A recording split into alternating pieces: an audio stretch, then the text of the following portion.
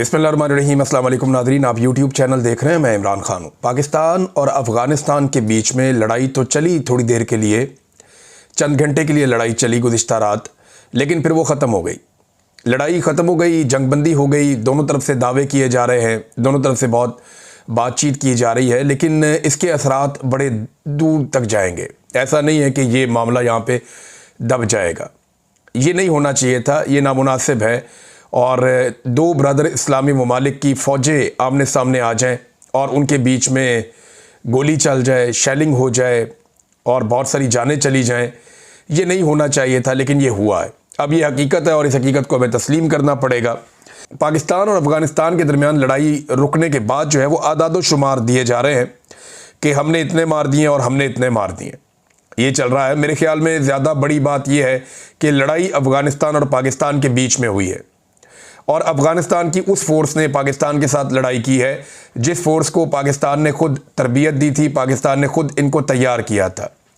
ये तालिबान पाकिस्तान की सरजमीन पे बनाए गए हैं, पाकिस्तान के मदारिस में पढ़े हैं और पाकिस्तान की फ़ौज ने इनको तैयार किया है।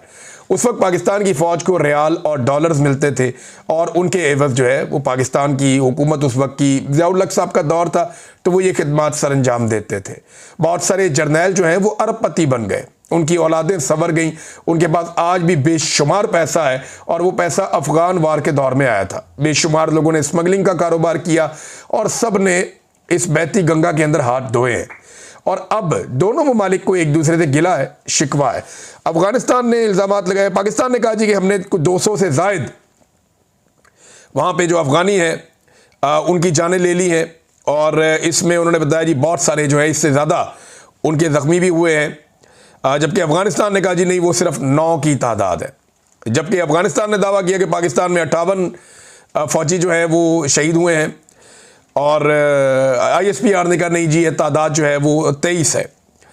अब 29 ज़ख्मियों का भी बताया जा रहा है, जबकि अफ़गानिस्तान ये नंबर ज़्यादा बता रहा है। अब जब भी कभी लड़ाई होती है तो उसके बाद ये नंबर लोग गिनते हैं, एक दूसरे को नीचा दिखाने की कोशिश करते हैं, अपनी अपनी फ़ौज को बूस्ट करने की कोशिश करते हैं, लेकिन किसके खिलाफ? पाकिस्तान की फ़ौज को अफ़गानिस्तान के खिलाफ तैयार करना है या अफ़गानिस्तान की फ़ौज को पाकिस्तान के खिलाफ तैयार करना है, ये नामुनासिब है। इमरान खान साहब ने इसके बारे में मना भी किया था। वो ये कहते रहे कि अफ़गानिस्तान के साथ, ईरान के साथ, चाइना के साथ हमारे बेहतरीन ताल्लुकात होने चाहिए, हत्ता कि इंडिया के साथ भी हमारे अच्छे ताल्लुकात होने चाहिए, लेकिन बराबरी की सतह पे होने चाहिए।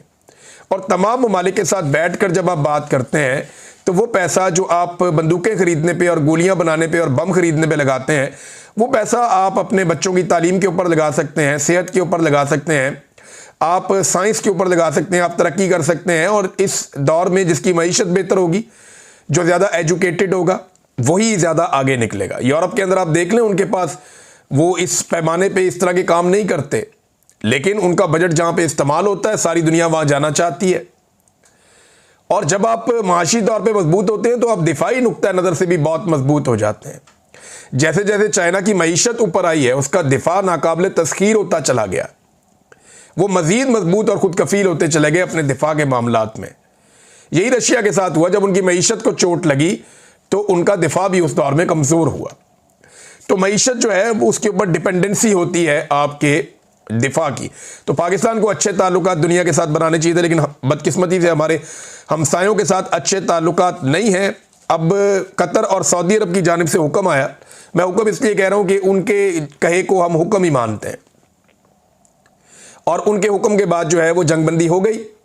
दोनों ममालिक ने लड़ाई बंद कर दी और अफ़गानिस्तान ने इसमें पहल की बकौल अफ़गानिस्तान के। अब सऊदी अरब का और कतर का हुक्म आया कि जी बातचीत करें आप अफ़गानिस्तान के साथ, और उन्होंने सालसी की पेशकश भी कर दी कि जनाब हम इसके अंदर एक सालिस बन जाते हैं, पाकिस्तान और अफ़गानिस्तान जो है वो बातचीत करें। अब देखें, अफ़गानिस्तान के साथ बात करने के लिए भी अगर पाकिस्तान को सालसी चाहिए सऊदी अरब की और कतर की, तो ये पाकिस्तान की खारजा पॉलिसी के ऊपर एक बहुत बड़ा स्याह धब्बा है। ये बड़ी तकलीफ दे बात है। ये चीज़ तो पाकिस्तान खुद कर सकता है। मैं शहजाद अकबर साहब की एक ट्वीट आपको पढ़ के सुनाता हूँ, बल्कि ट्वीट तो नहीं है, उन्होंने ये स्टेटमेंट दिया है, मेरे पास ये मौजूद है।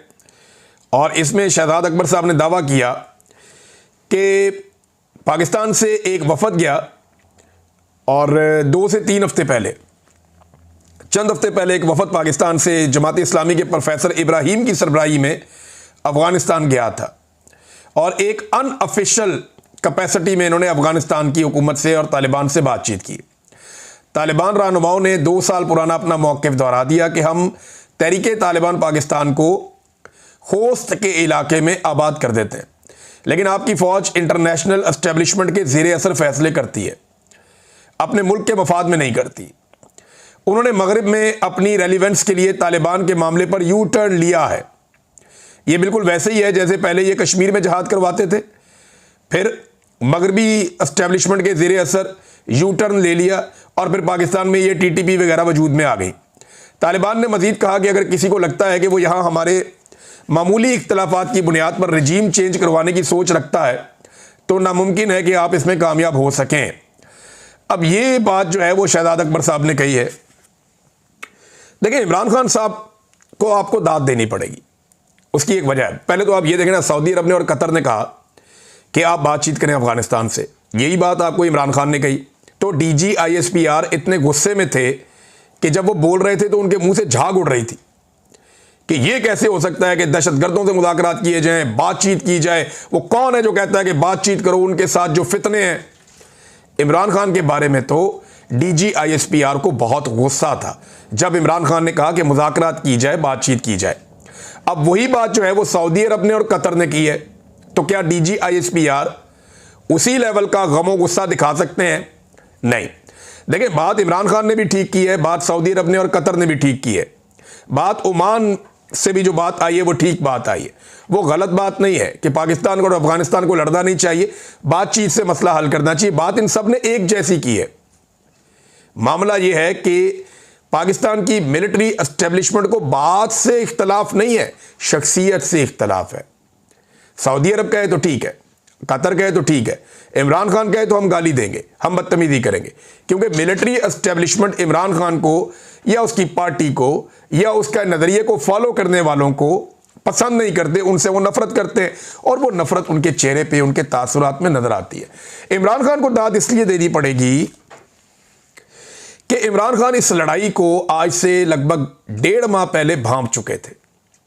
इमरान खान साहब ने पहले से ये बताना शुरू कर दिया था कि पाकिस्तान और अफगानिस्तान के साथ एक नई लड़ाई शुरू करने जा रहा है, और ये पाकिस्तान की मिलिट्री क़यादत पे इमरान खान साहब ने इल्ज़ाम लगाया था और बराह रास्त आसिम मुनीर साहब को कहा था कि ये अमेरिका की या मगरिब की खुशनुदी के लिए यहाँ अफगानिस्तान के साथ जानबूझकर हालात ख़राब किए जाएंगे और ये एक नई लड़ाई में झोंका जाएगा।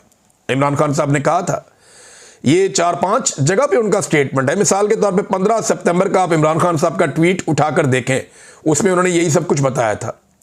17 सितंबर का 2 दिन बाद का आप ट्वीट उठाकर देखें, उसमें भी इमरान खान साहब ने यही कहा, और 24 सितंबर को अगेन इमरान खान साहब ने यही बात कही थी। तो बार बार इमरान खान साहब ये बात दोहरा रहे थे कि ये वक्त आएगा, और हमने देखा कि वो वक्त आया बदकिस्मती से। तो अब पाकिस्तान को ये चाहिए कि कुछ भी करके हालात को नॉर्मलाइज करें, अफगानिस्तान के साथ बैठकर बात करें। अफगानिस्तान की जो हुकूमत है वो भी कह रही है कि बातचीत करने के लिए तैयार है, पाकिस्तान की जानिब से जवाब नहीं आया। तो बैठना चाहिए, बातचीत करनी चाहिए। कुछ बंदे अफगानिस्तान की हुकूमत मांग रही है पाकिस्तान से कि ये दहशतगर्दी करते हैं अफगानिस्तान में, आप ये हमारे हवाले कर दें। इसी तरह कुछ बंदे पाकिस्तान की हुकूमत मांग रही है अफगानिस्तान से कि ये पाकिस्तान में दहशतगर्दी करते हैं, आप ये हमारे हवाले कर दें। तो बिल्कुल ये हो सकता है, क्यों नहीं हो सकता। एक दूसरे के साथ ताउन करें, कबाइलियों को साथ मिलाएं और अपनी अपनी फोर्सेस को मुत्तहिद करें और दहशतगर्दों के लिए ज़मीन तंग करें, लेकिन एक कंसेंसस के साथ, जैसे इमरान खान साहब ने कहा। लेकिन एस्टेब्लिशमेंट अपने आप को लड़ाई के मोड से तो निकाले। अब वहां पे एक वजीर आला का इंतखाब होना है खैबर पख्तूनख्वा में, उसको रोक कर बैठे हुए बिला वजह।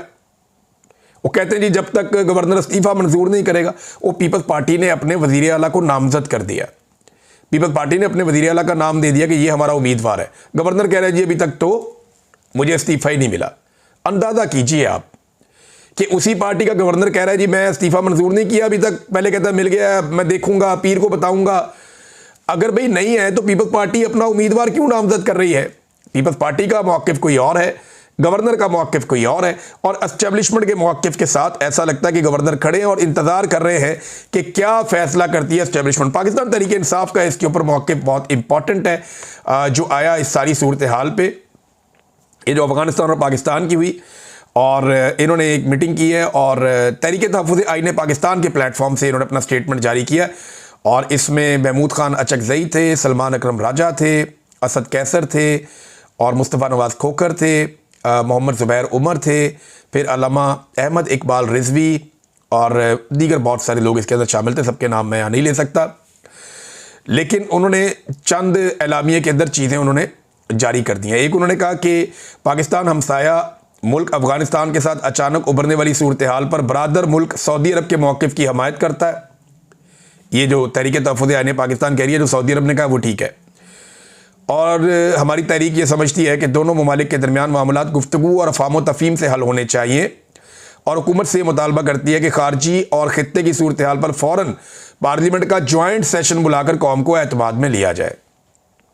नंबर 2, खैबर पख्तूनख्वा में इंतकाल इक़्तिदार के जारी आइनी और कानूनी अमल में वफाकी हुकूमत और वफाकी वज़रा की जानिब से मुदाखलत और रुकावटें, ये जो उनके बयानात आ रहे हैं रुकावटें खड़ी करने के, इसमें तशवीश का इजहार करती है। कोई भी गैर आइनी कदम सूबे के मखदूश सिक्योरिटी सूरत हाल को मज़ीद पेचीदा बना देगा, और किसी भी गैर आइनी कदम से पैदा होने वाली सूरत हाल की जिम्मेदारी वफाकी हुकूमत पर होगी। तहरीक तहफ़्फ़ुज़ आईन पाकिस्तान समझती है कि इंतकाल इक़्तिदार और नए वज़ीर आला का इंतखाब तहरीक इंसाफ का आइनी और जमहूरी हक़ है, और वफाकी हुकूमत से मुतालबा करती है कि वो किसी भी गैर आइनी कदम उठाने से बाज रहे। अच्छा जी, ये इन्होंने और भी कुछ चीज़ें हैं, लेकिन इसमें एक चीज़ मैं आपको और बता दूं कि कबायली इलाकों में हज़ारों की तादाद में कबायली निकले। इससे पहले मशरान ने ये कहा, कबायली मशरान ने, कि हमारा पहला बच्चा वज़ीर आला खैबर पख्तूनख्वा बनने जा रहा है, हमारा नौजवान पढ़ा लिखा है, तो उसको मौका मिल रहा है, तो हमें मौका मिल रहा है, हम इसको खुशाइन करार देते हैं और हम उसका पूरा साथ देंगे। पगड़ी भी पहनाई गई सुहेल अफरीदी को। अब उसके बाद जो एक अगली चीज़ हुई वो ये कि वहाँ पे बहुत बड़ी तादाद में कबायली अवाम निकल आए, और निकल कर उन्होंने एहतजाज किया, और उन्होंने कहा जी फौरी तौर पे सुहेल अफरीदी को वज़ीर आला बनाया जाए, रुकावटें दूर की जाएँ, और सुहेल अफरीदी के हक़ में उन्होंने एक बड़ी रैली भी निकाली है। दूसरी जानिब पाकिस्तान तहरीक इंसाफ ने एक और बड़ा अक्लमंदी का काम किया।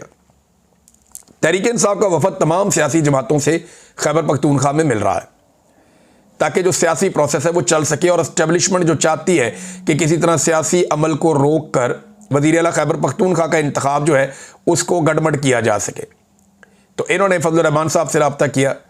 ANP बाचा खान मरकज़ जाके वहाँ उन्हें मिले, नून लीग को हत्ता के अमीर मुकाम वगैरह उनको जाकर मिले। ये जुनैद अकबर साहब और उनकी टीम एक है, वो ये सारा काम कर रहे हैं कि तमाम पॉलिटिकल पार्टीज़ को ऑन बोर्ड लें और एस्टेब्लिशमेंट के इस बयानिए की नफ़ी हो जाए कि जनाब हमें नहीं पसंद तो हम वज़ीर आला नहीं आने देंगे।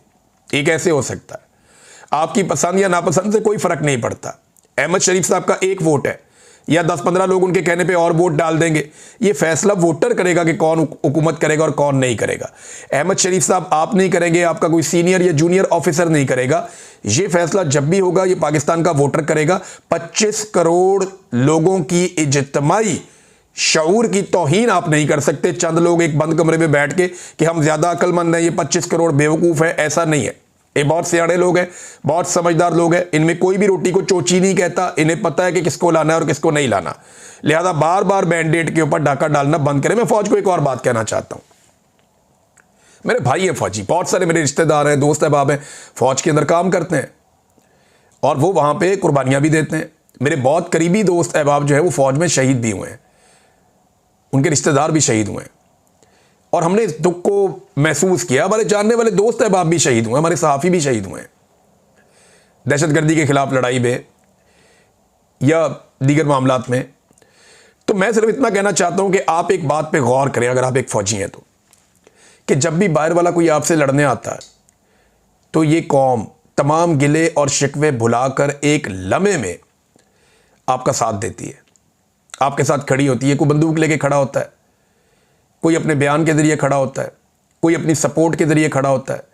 कितने गिले शिकवे तकलीफ़ें सारा कुछ भुला के जब भी कोई बाहर वाला आपको मारने आता है ये आपके साथ खड़े हो जाते हैं कि नहीं, हम अपने बच्चों के साथ खड़े होंगे, अपने फौजियों के साथ खड़े होंगे। देखिए ना, फौज का, किसी भी मुल्क की फौज हो, अपने शहरियों के साथ एक तो नौकरी होती है ना, पैसे दिए नौकरी कर ली, इसके अलावा भी रिश्ता होता है ना, एहतराम का रिश्ता होता है, एतमाद का रिश्ता होता है, वफा का रिश्ता होता है। तो पाकिस्तानियों ने जब भी कभी कोई आफत आई, कोई बाहर से कोई हमला हुआ, तो पाकिस्तानियों ने अपनी फौज के साथ वफा निभाई है। लेकिन ज़रा फौज ये सोचे कि क्या मिलिट्री एस्टेब्लिशमेंट ने पाकिस्तानियों के साथ वफा निभाई है? चाहे फातिमा जिन्ना का मामला हो, चाहे पाकिस्तान 2 टुकड़े होने का मामला हो, चाहे बांग्लादेश अलग हो जाए, चाहे भुट्टो की फांसी का मामला हो, चाहे किसी भी अवामी लीडर का मामला हो, और आज फिर मैंडेट की तौहीन की गई है। ये पाकिस्तान की मिलिट्री एस्टेब्लिशमेंट ने की है। चंद लोग अपनी नौकरी और अपने ज़ाती फ़ायदे के लिए ये गंद मारते हैं। देखिए, कौम वफा निभाती है, फौज को ये बात समझनी पड़ेगी। लेकिन क्या आप इस कौम के साथ वफा निभाते हैं? उनके मैंडेट पे तौहीन की जाती है, उनके हक के ऊपर डाका डाला जाता है। लड़ाई आप अच्छी लड़ते हैं, वो बहुत अच्छी बात है, कौम उसमें आपके साथ खड़ी होती है। जैसे ही आप मुश्किल में आते हैं, कौम आपको सपोर्ट देती है। लेकिन जब भी कौम कोई फैसला करती है, आप उस फैसले की तौहीन करते हैं। 4 मरतबा तो आपने इस मुल्क में मार्शल लॉ लगा के कंट्रोल कर लिया हर चीज़ को। अवामी मैंडेट की आप बार बार तौहीन करते हैं, अवामी लीडरों को आप जेलों में डालते हैं। तो ये बात उन्हें सोचनी चाहिए कि ये हरकतें बंद करें। वफा का जवाब जो है वफा के साथ दिया जाता है, ऐसे नहीं दिया जाता। नाज़रीन, तहरीक लब्बैक के हवाले से मैं कुछ इन्फॉर्मेशन आपके सामने रखना चाहता हूँ, और वो इन्फॉर्मेशन ये है कि हुकूमत की जानिब से उनसे रब्ता किया गया, वो मुरीदके में मौजूद थे, और उन्हें कहा गया जी कि हम मुज़ाकरात करते हैं आपके साथ, कोई बातचीत के ज़रिए मसले का हल निकालते हैं। तहरीक लब्बैक जो है, उनके साथ कोई भी संजीदा बातचीत अब तक नहीं की गई। जब इन्होंने 26वीं आईनी तरमीम पास करवानी थी ना, तो 24 घंटे में 8 मुलाकातें। कभी जरदारी जा रहा है, कभी मोहसिन नकवी जा रहा है, कभी शहबाज शरीफ जा रहा है, कभी ये जा रहा है, कभी वो जा रहा है। सिर्फ एक आईनी तरमीम पास करवाने के लिए इन्होंने 24 घंटों में 8 मुलाकातें की हैं, और हर घंटे के बाद ये पहुंच जाते थे मौलाना साहब के पांव दबाने के लिए। इसी तरह अभी जरदारी साहब ने जरा सी नाराजगी दिखाई तो ये सारे मनाने के लिए पहुंच गए जरदारी साहब के पास। तो जहां इनका जाती सियासी मफाद होता है, तो ये एक दिन में 10 दफा मुज़ाकरात के लिए पहुंच जाते हैं। लेकिन यहां तहरीक लब्बैक के साथ एक मरतबा भी संजीदा मुज़ाकरात नहीं किए गए। तहरीक लब्बैक के लोग कहते हैं कि जब हमने एहतजाज का ऐलान किया, तो उसके बाद से लेकर अब तक हमारे साथ कोई संजीदा मुज़ाकरात नहीं किए गए, बल्कि हमारे ऊपर हमला कर दिया गया। अब मामला यह है कि ये हुकूमत दिखाना क्या चाहती है दुनिया को? क्या ये अपना भाव बढ़ा रहे हैं? क्या ये यहाँ लाशें गिराकर अमेरिका को और मगरिब को पैगाम देना चाहते हैं कि बड़ा मुश्किल है जी, इसराइल को तस्लीम करने के रास्ते में रुकावटें आप देख लीजिए? क्यों लाशें गिराई जा रही हैं? ये अवॉइड किया जा सकता था। मेरी तहरीक लब्बैक के लोगों से बात हुई और क़यादत से बात हुई। उन्होंने कहा जी हम तो बातचीत करने के लिए तैयार हैं, हमसे बात करने के लिए कोई संजीदा बंदा आता ही नहीं है, बल्कि गलत खबरें बार बार चलवाई जाती हैं और हमारे लोग शहीद भी हुए हैं बड़ी तादाद में। तो क्या पाकिस्तान में वाकई इसराइल के खिलाफ एहतजाज करना या फ़लस्तीन के हक़ में बात करना ये अब एक ऐसा जुर्म बन गया है जिसकी सज़ा जो है वो गोली चला के, जेल में डाल के, तकलीफ़ देकर दी जाएगी? मैं आपको इन्फॉर्मेशन देता हूँ कि ये तो तय कर लिया इस वक्त एस्टेब्लिशमेंट ने और हुकूमत ने कि तहरीक लब्बैक को बुरी तरह क्रश करना है। अब तहरीक लब्बैक कोशिश कर रही है कि क्रश होने से पहले कोई मुज़ाकरात वगैरह हो जाएं। वो मुज़ाकरात भी उनको नहीं करने दिए जा रहे और उनके साथ कोई संजीदा बातचीत भी नहीं की जा रही, बल्कि ताकत का इस्तेमाल किया जा रहा है। आज नाज़रीन 12 अक्टूबर है। ये दिन मैं आपको याद दिला दूं कि 12 अक्टूबर जो है वो यौम स्याह के तौर पे मुस्लिम लीग नून मनाती थी कि परवेज़ मुशर्रफ ने नवाज शरीफ के इक़्तिदार का तख्ता उलट दिया था। लोगों ने बड़ी मिठाइयाँ बांटी थी। यही आदत पड़ी हुई थी एस्टेब्लिशमेंट को। ये तो पहली दफ़ा इमरान खान का तख्ता उल्टा तो लोगों ने मिठाइयाँ नहीं बांटी, बल्कि लोग गले पड़ गए। तो नवाज शरीफ का तख्ता उल्टा था 12 अक्टूबर 1999 को। नून लीग इसको हमेशा मनाती थी यौम स्याह के तौर पे। लेकिन इंटरेस्टिंग बात यह है गुज़िश्ता चंद सालों से नून लीग इसको यौम स्याह के तौर पे नहीं मना रही, क्योंकि वो जो यौम स्याह मनाते थे ना, वो अब स्याह बूटों को पॉलिश करने की ड्यूटी पे है। लिहाजा 3 साल 3.5 साल हो गए हैं, अब वो बूट पॉलिश करें, बूटों को स्याह चमकाएं या यौम स्याह मनाएं, उन्हें समझ नहीं आ रही। तो बहरहाल वो यौम स्याह जो है वो मलियामेट हो गया, इधर उधर हो गया। नून लीग तो बेचारी अब बयान देने से भी डरती है। नाज़रीन, जो असला पाकिस्तान तहरीक इंसाफ पर डाला था ना आज से चंद साल पहले इस मौजूदा रजीम ने, पीडीएम ने, कि जनाब ये इमरान खान साहब के असला मिला है और ये बंदूकें हैं, ये पीटीआई से बरामद हुई हैं, वही तस्वीरें उठा के मरियम नवाज ने भी पोस्ट कर दी। वही सारा असला उठा के अब तहरीक लब्बैक पे डाल दिया। अंदाजा करें आप, वही सारा कुछ उठा के तहरीक लब्बैक पे डाल दिया। जुल्म है, फस्तायत है, जबर है, ये नहीं होना चाहिए। किसी के खिलाफ भी हो, नहीं होना चाहिए। रियासत को बातचीत के जरिए रास्ते निकालने चाहिए। और देखें, जब कोई आपको चैलेंज करे, रेट ऑफ द गवर्नमेंट को चैलेंज करे और वो एक खास लेवल से आगे जाए, उसकी पॉलिटिकल स्ट्रगल ना हो, कुछ और कर रहा हो, दहशतगर्दी कर रहा हो, बंदूक लेकर आ जाए, बम लेकर आ जाए, तो फिर तो आपको लड़ना पड़ता है। लेकिन जो सियासी लोग होते हैं उनके साथ आप बातचीत करते हैं, तहरीक-ए-लब्बैक चाहती है उनके साथ बातचीत हो, लेकिन अब हो नहीं रही। उधर जो आज़ाद कश्मीर में बातचीत इन्होंने की थी उसको भी नाकाम कर रहे हैं। दूसरी दहशतगर्दी की FIR दर्ज कर दी गई है शौकत नवाज मीर समेत दीगर जो रहनुमा है आज़ाद कश्मीर के जॉइंट एक्शन कमेटी के, उनके ऊपर। और अब लगातार आज़ाद कश्मीर में वादा खिलाफी की जा रही है। ये है नाज़रीन अब तक की सूरत हाल। बाकी चीज़ें मैं आपको बताऊंगा अगले वीलॉग में। अब तक के लिए इतना ही। अपना ख्याल रखिएगा, अपने इस चैनल का भी। अल्लाह हाफिज़।